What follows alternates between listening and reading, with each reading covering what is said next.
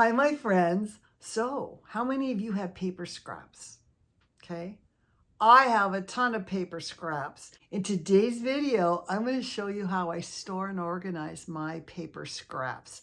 Perfect for projects. Hi, I'm Bonnie Overman. I want to thank you for joining me today. I hope my channel will inspire you to lead a more productive, creative, and stylish life at any age, always on a budget. You know, I'm 73. I just say it because if I can do it, I know you can do it too at any age. I have confidence in you.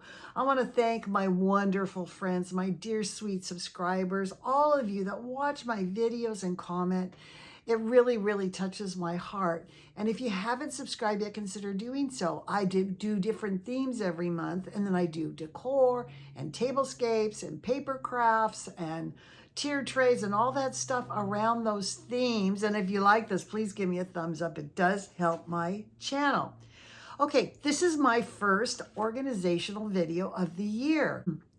And you can see I can move my shoulder without pain. I am so blessed to have 2 joint replacements in 2 years, and I feel fabulous. I'm just so thankful and so blessed.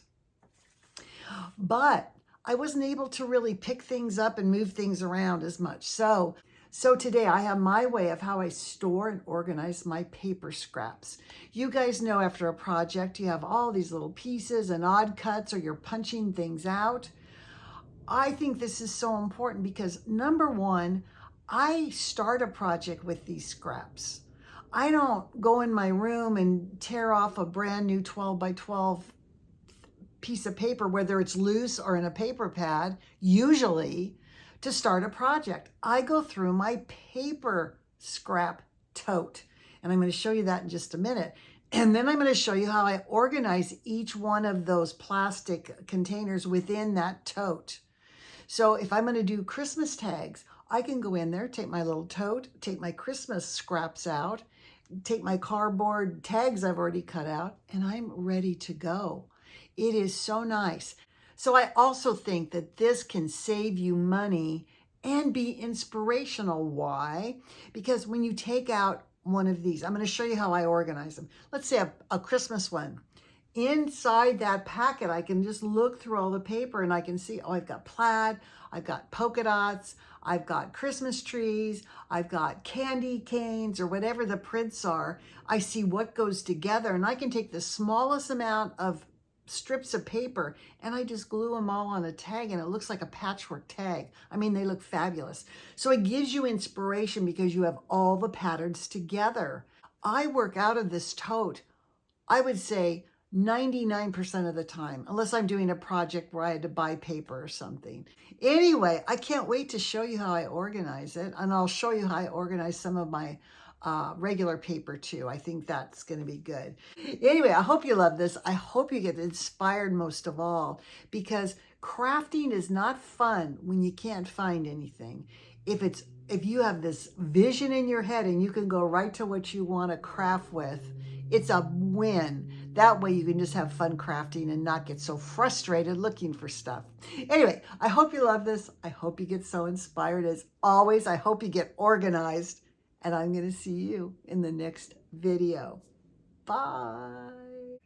Okay, my friends, are you ready to organize?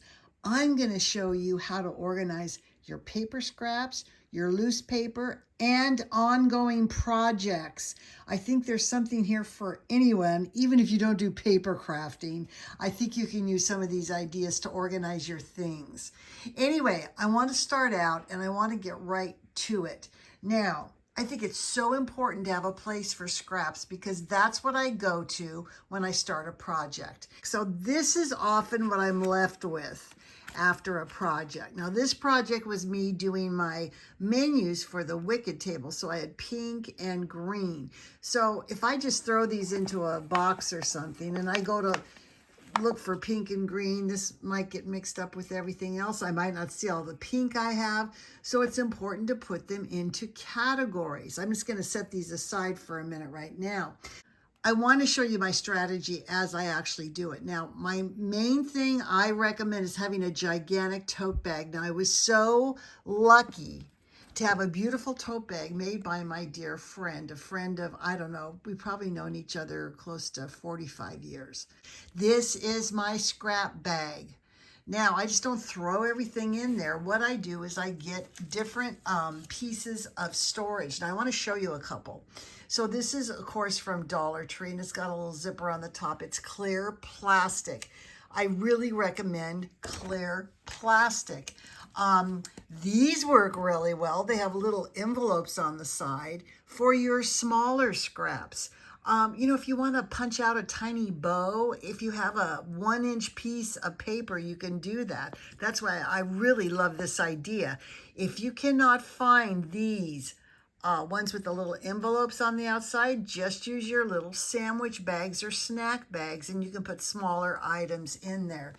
They last a long time. Here's my stack I'm going to show you here in a minute. Overall, they're heavy duty and they're perfect for my scraps. Now, I want to show you the different way that I organize the scraps. One is by color. One is by holiday or season. And another one is just specialty items I want to store to cut out, but I don't want them ruined. These stiffer bags versus, you know, like a plastic bag really keeps your scraps pristine and not wrinkled or folded or anything like that. Anyway, this is how I store all of my pink papers. Okay, that's my pink papers. Now you can see here I have Christmas, okay? And you can see here I have, you know, I've taken some bows, I've punched some bows out of here. Now this isn't a sample of storing something I just want to do later. I found this wrapping paper with all these peppermints on it. You cut them out, I glue them to a stiffer round, and I have a piece of ephemera. Here's one that's not a big category, but it's all my patriotic papers. So this could be 4th of July, Memorial Day, you know, however you want to say it, summertime. But do what you think works best. And then here we go, we have fall. So this one is all my fall papers. And here is Halloween. You guys, you can see when I'm going to do a project, I don't go over and rip apart my paper pads or my loose paper, which I'm going to show you in a minute, because I have so much of this. Sometimes if I'm going to do Halloween tags, I'll just take this whole thing out and use all of this for the tags, for the punches, for everything. Now here I'm getting into more combos. Now, I don't have a lot of purple, and I don't have an awful lot of green, so I've put purple and green together. And when you put them in your tote, put them in so whichever way you search, you see the colors and know which piece of storage you have.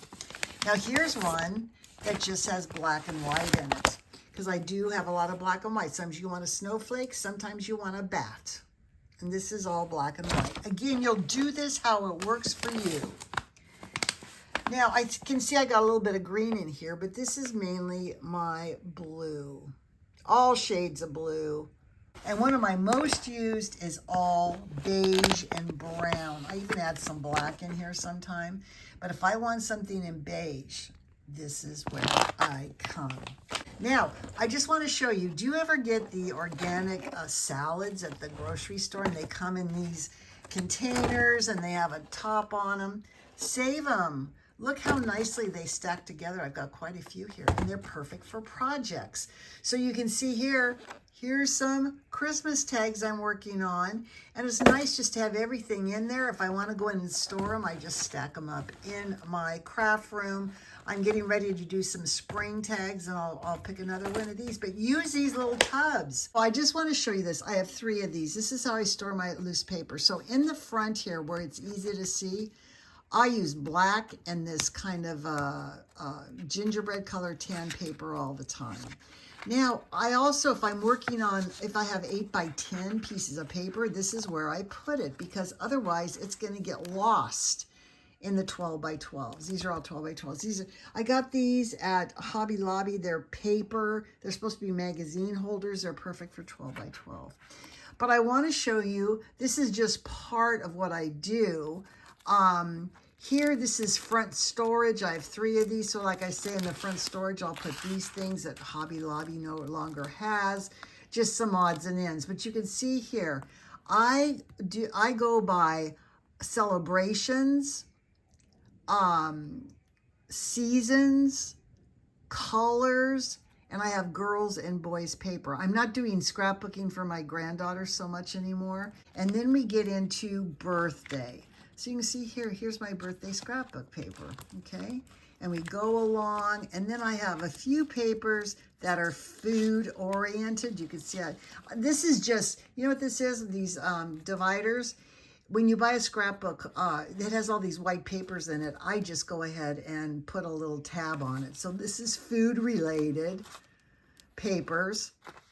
You see I have chocolate chips and all that good stuff. And then my next one is going to be flowers. So this is a lot of my flower paper, rose paper, all the flowers.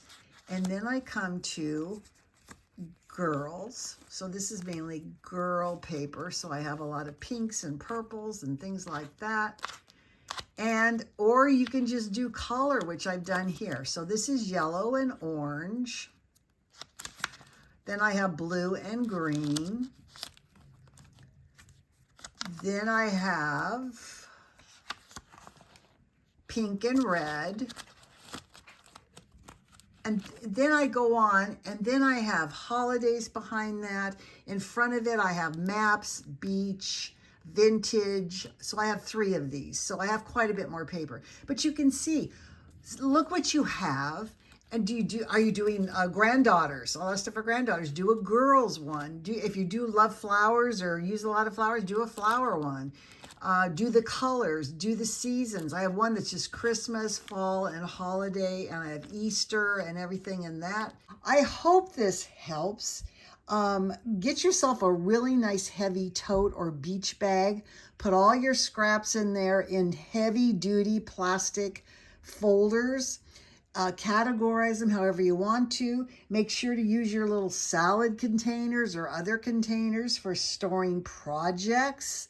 They just stack on top of each other, and then your loose paper. Real important, because you want to be able to come in here, get the right color or season you want, and you want it not wrinkled. All right, I hope you loved all these tips. I hope you got so many ideas, and I'm going to see you in the next video. Bye.